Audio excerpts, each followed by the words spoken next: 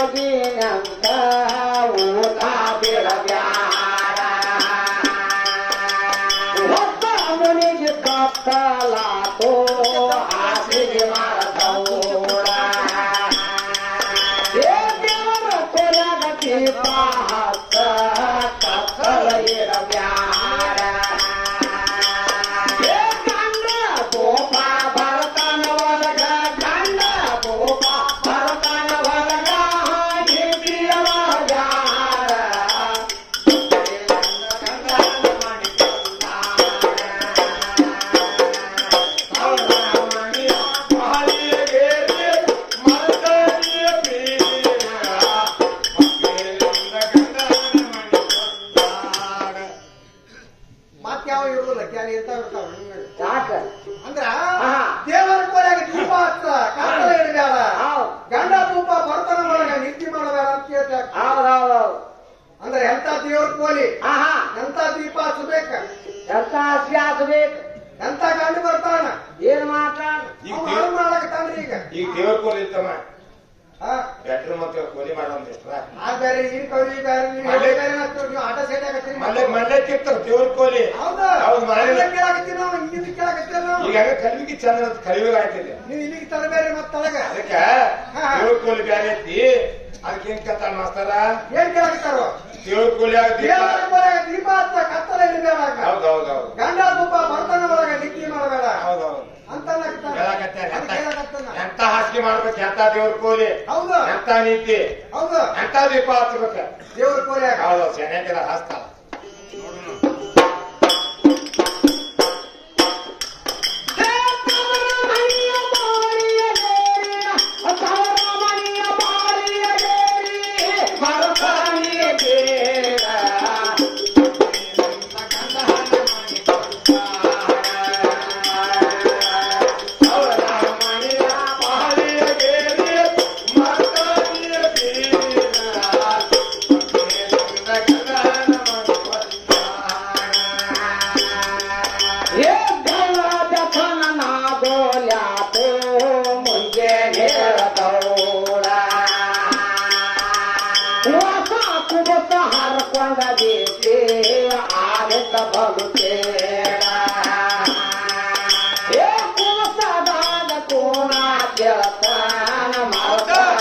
ಬ್ಯಾಡ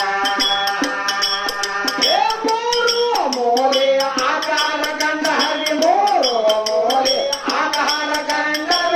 ಬಗಾಲತ್ತಿ ನೋಡ